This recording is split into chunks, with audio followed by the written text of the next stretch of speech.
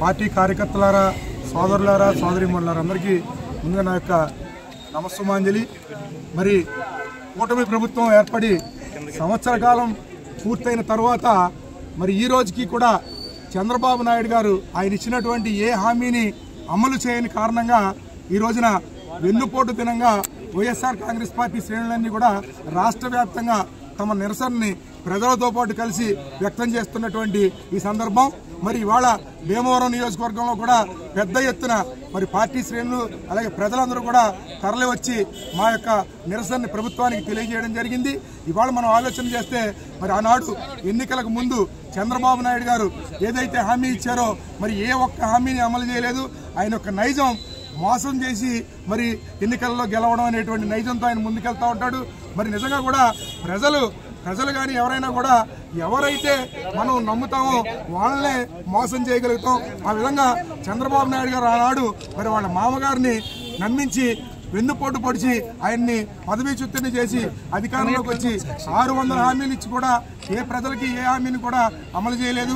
అదేవిధంగా ఇప్పుడు 2024 ఎన్నికల్లో వచ్చేటప్పటికి అనేక రకాలైనటువంటి హామీలు ఇచ్చి ఈనాటికి కూడా సంవత్సరంగా వస్తున్నా కూడా ఏ ఒక్క హామీని అమలు చేయలేదు. అయితే ఆయన ఒక పదాన్ని మాత్రం చాలా స్పష్టంగా వాడుతూ ఉంటాడు. ఈ రాష్ట్రంలో సంపదని సృష్టిస్తా అని చెప్తున్నటువంటి చంద్రబాబు నాయుడు గారిని మేము ఈ వేదిక ద్వారా మేము ప్రశ్నిస్తా ఉన్నాం.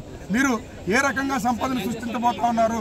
మరి ఈ రాష్ట్రంలో ఇప్పటికే ఈ సంవత్సర కాలంలో 1,50,000 కోట్ల రూపాయలు అప్పు చేసి సంపదను సృష్టించబోతా ఉన్నారా? లేకపోతే ఈ రాష్ట్రంలో గతంలో జగన్మోహన్ రెడ్డి గారు ఇచ్చినటువంటి అమ్మ ఒడిని ఎగ్గొట్టి సంపదను సృష్టించబోతా ఉన్నారా? లేకపోతే విద్యార్థులకు వచ్చే విద్యా దీవెనని ఎగ్గొట్టి సంపదను సృష్టించబోతా ఉన్నారా? లేకపోతే మరి గతంలో ప్రభుత్వం కల్పించినటువంటి ఉద్యోగాలు ఏవైతే ఉన్నాయో మరి వాలంటీర్ ఉద్యోగాలు, లక్షలాది ఉద్యోగాలు 5,000 రూపాయలు అప్పటి ప్రభుత్వం ఇస్తే 10,000 రూపాయలు ఇస్తానన్న చంద్రబాబు మొత్తం ఉద్యోగాలకే ఎసరు పెట్టి ఆ రకంగా సంపదను సృష్టించాలనుకుంటున్నారా?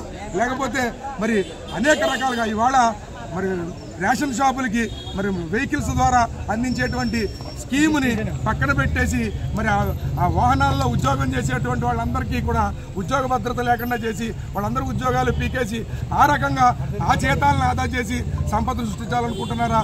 చెప్పాల్సినటువంటి అవసరం ఖచ్చితంగా ఉందని చెప్పేసి మేము కోరుతా ఉన్నాం. అదే రకంగా మరి నిజంగా మీరు ప్రభుత్వం రాష్ట్రానికి సంపద సృష్టించాలనుకుంటున్నారా లేక మీ అంతటా మీరు సంపద సృష్టించాలనుకుంటున్నారా అనేది కూడా మీరు చెప్పాల్సినటువంటి అవసరం ఉంది. ఇవాళ వైజాగ్లో, విశాఖపట్నంలో చూసుకున్నట్లయితే మరి ఎకరా భూమి 99 పైసలకే మీరు తారాదత్తం చేస్తున్నటువంటి విషయం మనం గమనిస్తూ ఉన్నాం. మరి మీరు మీ సొంత పుత్రుడు అలాగే మీ దత్తపుత్రుడు కలిసి మీ సంపద సృష్టి కోసం మీరు ప్రయత్నిస్తున్నట్టుగా ఉంది తప్ప ఇవాళ ప్రజల కోసం లేదా ప్రభుత్వం కోసం సంపద సృష్టించినట్టుగా ఎక్కడా కనిపించట్లేదు. ప్రజల్ని తగాకోరు విధానాలతో మోసం చేశారు. ఇవాళ ప్రజలకు అందించాల్సినటువంటి ఏ సంక్షేమాన్ని కూడా అందించట్లేదు కనుక మేమంతా కూడా ఈ రోజున వెన్నుపోటు దినంగా ఈ రోజున మేమంతా పాటిస్తూ ఉన్నాం. ప్రజలకు ఇదే విషయాల్ని మరి వైఎస్ఆర్సీపీ శ్రేణులన్నీ కూడా ప్రతిరోజు కూడా వివరించడం జరుగుతుంది. ఆ దిశగా ప్రభుత్వం మీద మా యొక్క వ్యతిరేకతని, ప్రజల యొక్క వ్యతిరేకతని ఎక్కడికక్కడ వ్యక్తం చేస్తూ మరి రానున్నటువంటి కాలంలో ప్రభుత్వం మెడలు వంచి వాళ్ళు హామీ ఇచ్చినటువంటి మేరకు సంక్షేమ పథకాలు అమలు చేయాలని చెప్పేసి ప్రభుత్వం మీద ఒత్తిడి చేస్తామని చెప్పేసి సందర్భంగా తెలియజేస్తాం.